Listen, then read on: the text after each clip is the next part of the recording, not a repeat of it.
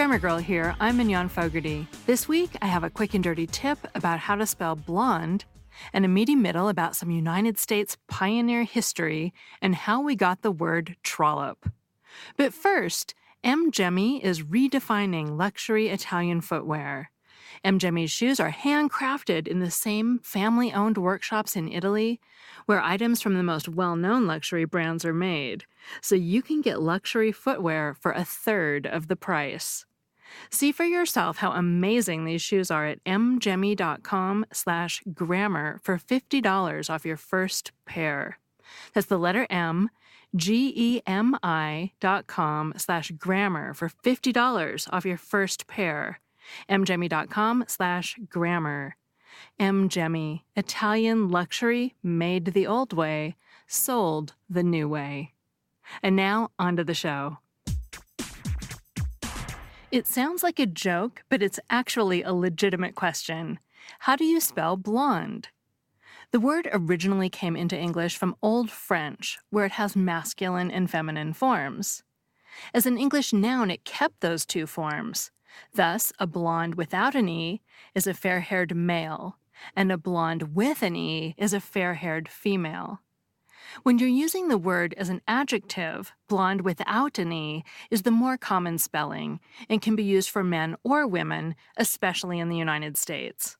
However, blonde with an E can also be used to describe a woman with fair hair, as in, go ask the blonde woman at table 2 if she wants pepper on her salad.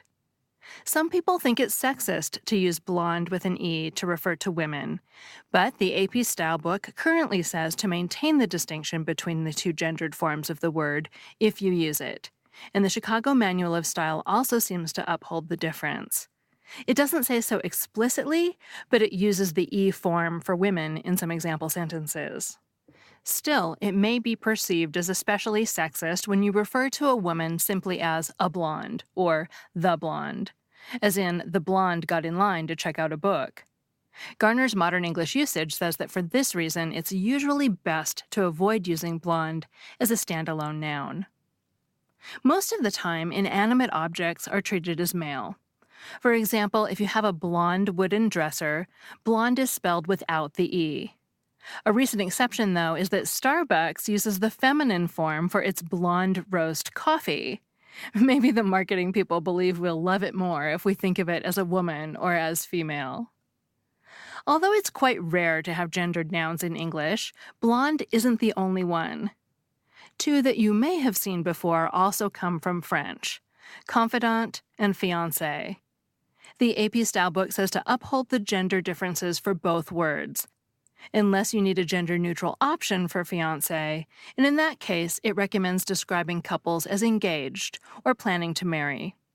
The Chicago Manual of Style doesn't address fiancé and notes the feminine form of confidant while saying it's fading from the English language. And there's a set from Latin that you might know: alumnus and alumna. An alumnus is a male graduate, and an alumna is a female graduate. And of course, English has many pairs of words we use to describe similar men and women, some of which are still in use, such as king and queen, and other pairs where one has fallen out of use, such as editor and editrix. Your quick and dirty tips are to avoid using blonde as a standalone noun for men or women if you can easily rewrite your sentence or you think it may offend your readers. But if you do use the words as nouns, maintain the gender difference and use blonde with an E for a woman and blonde without an E for a man. Inanimate objects usually get the masculine form of the word. And finally, when you're using blonde as an adjective, use the masculine spelling without the E, especially if you're in the United States. Before we get to splendiferous speech, this week's sponsor is Little Passports, the perfect holiday gift for curious kids of all ages. Little Passports delivers fun-filled packages right to your door every month. Every box is packed full of hands-on activities and interactive projects. Little Passport's monthly subscriptions are designed to spark children's curiosity about geography, world culture, or science. Kids can explore sea creatures in Costa Rica, build their own Big Ben, or make a headpiece inspired by ancient Greece. Every month is a new adventure to fuel your child's imagination. It's the perfect gift for kids ages 3 to 13 this holiday season. When I do my holiday shopping, I want to get kids something they'll love, but I also want to give them something that will enrich their minds. And this can be both. Little Passports is your chance to pick a gift that's educational but still loads of fun. Your kids will love it. Inspire your child to learn about the world with Little Passports. Order today at littlepassports.com/grammar. That's littlepassports.com/grammar. Next, I have an excerpt of the book Splendiferous Speech: How Early Americans Pioneered Their Own Brand of English by Rosemary Osler. The entire book is wonderful, splendiferous in fact, and I had trouble deciding which part to excerpt. I had underlined half the book, but I thought you might particularly enjoy this section about how trollop became a word. So here we go. The Englishwoman Frances Trollope, who spent 2 wretched years in Ohio in the 1820s, took a less good-humored view of frontier speech habits. Like almost everything else she found in America, they affronted her taste. In her 1832 book, Domestic Manners of the Americans, she writes, "I very seldom, during my whole stay in the country, heard a sentence elegantly turned and correctly pronounced from the lips of an American. There is always something either in the expression or the accent that jars the feelings and shocks the taste." Fanny Trollope, mother of the Victorian novelist Anthony Trollope, arrived in the United States in 1828 with her 2 young daughters and her teenage son, Henry. Anthony, another brother, and their father remained at home in England. Like many others who traveled to the frontier, she was hoping to make her fortune. Her barrister husband had squandered most of his money on bad investments in land. Trollope believed she could recoup some of their losses and give Henry a start in life by going into business in a place with fewer economic and social restrictions than London. Trollope's original plan had been to join a utopian community founded by a friend in the Tennessee backwoods. When she arrived, she discovered that the community consisted of a few unfinished cabins, so she fled with her children to Cincinnati. By the 1820s, the town was no longer exactly a frontier outpost. Ohio had been a state since 1803, and Cincinnati, with nearly 20,000 inhabitants, was booming. Exports included whiskey, pork products, and various manufactured goods that were shipped by steamboat from its bustling wharves. The town boasted a medical college, libraries, churches, schools, newspapers, and a theater. Still, the place came as a shock to someone from London. Trollope describes the town as an uninteresting mass of buildings and as having only just enough of the air of a city to make it noisy and bustling. Only the main street was paved. Garbage was disposed of by dumping it in the middle of the street and letting the free-roaming pigs help themselves. There were no gutters, so every rain shower washed detritus from the higher to the lower streets, where it collected in unpleasant mounds. Even the hills surrounding the town were devoid of shrubs and flowers. The Trollopes never really found their footing financially. After 1 or 2 unsuccessful attempts to earn money, they hit on the idea of presenting mechanical exhibits at the Western Museum, a natural history and antiquities museum. Their exhibit, The Infernal Regions, portraying scenes from Dante's Divine Comedy, was very popular. They also presented theatrical performances in their home. The Trollopes, encouraged by Trollope's husband who briefly visited, overreached when they decided to build an enormous entertainment center that would have space for a theater, exhibitions, a lecture room, a coffee house, and commercial stalls. The Bazaar, an exotic-looking building modeled after the Egyptian Hall in London, cost a fortune to build. Once open, it steadily lost money. The final blow came when Trollope and her son both contracted malaria. The family abandoned their American project and began making their way east and finally home. Trollope took notes throughout her trip with the idea of writing a book.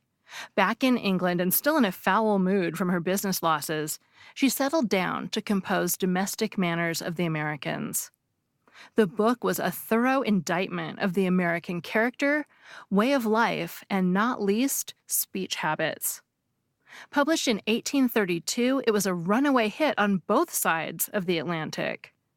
On the English side, it reinforced the negative view that many people held of the United States. On the American side, it inspired outrage but made for compulsive reading. Trollope had at last discovered a way to make money from Cincinnati. The book is full of direct and indirect comments on American language use. Trollope was appalled by what she heard, but she had an excellent ear. Her quotations are full of striking words and expressions. Names for American baked goods that she records include hot cake, hoe cake, Johnny cake, waffle cake, and Dodger cake. She notes that stores where bread is sold are called bakeries, rather than the baker or bake shop as in England. She also records the term grocery store, which the English would call a grocer or a grocer's shop. Like other English visitors, Trollope noticed Americans' expansive use of the word fix.